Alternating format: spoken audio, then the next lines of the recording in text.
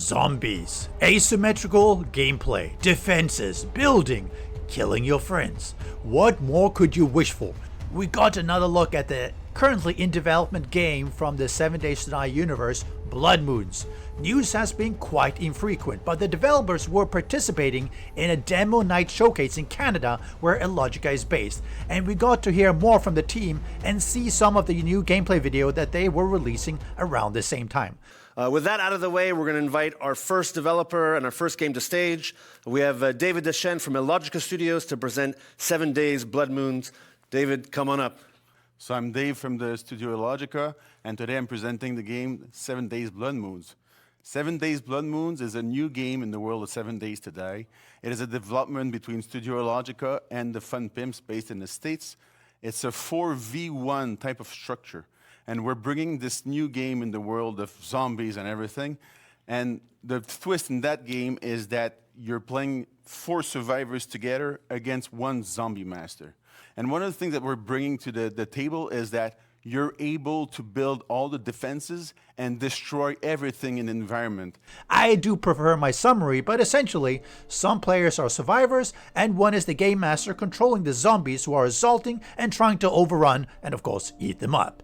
A key point, which is very different than other 4 versus 1 games like Dead by Daylight and so on, is that this really is a 7 Days to Die game. You build, you destroy, you get resources, and while the map is restricted to a smaller area due to the nature of the game, it does progress over multiple days and nights if you survive. It does look to be built on the existing engine, which has been modified to provide for this type of gameplay. For those of us who have run Horde nights where you search out a new POI a few hours before Blood Moon hits, in some ways it looks to be like that. You go, build up, prepare your defenses, and fight off the Blood Moon Horde. Doesn't look to have any traps though. You can build co-op, you can loot co-op, and the goal is that you defend every night. The structure of the game is fairly simple.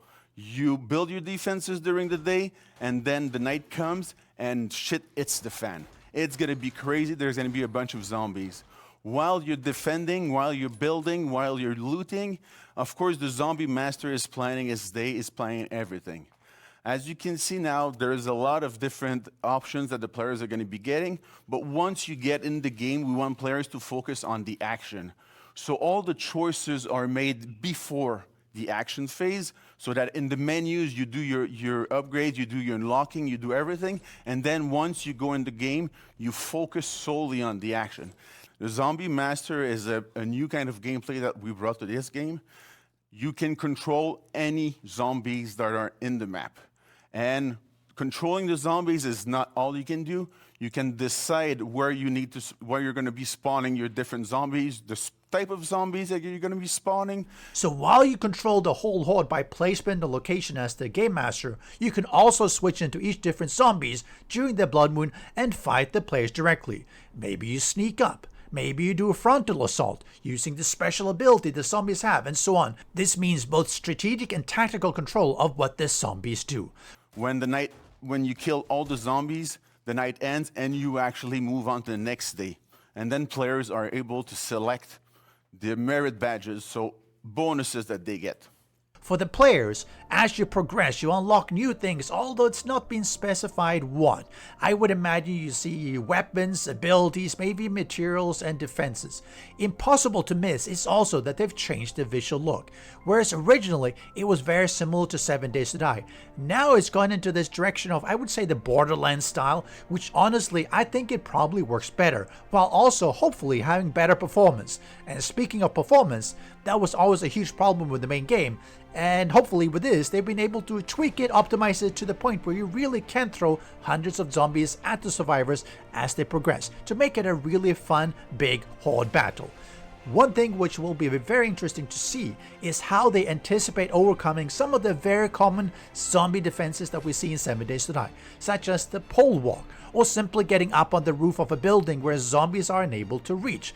This is a weakness in the main game and really needs an innovative solution. What do you think they have or should do to manage this type of ingenious defenses that the survivors might employ.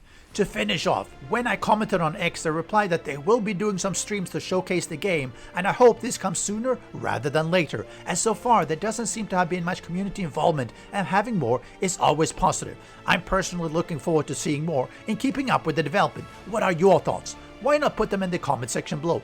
Thank you for tuning in and catching me here. Feel free to leave a like and subscribing if you haven't already. Until next time.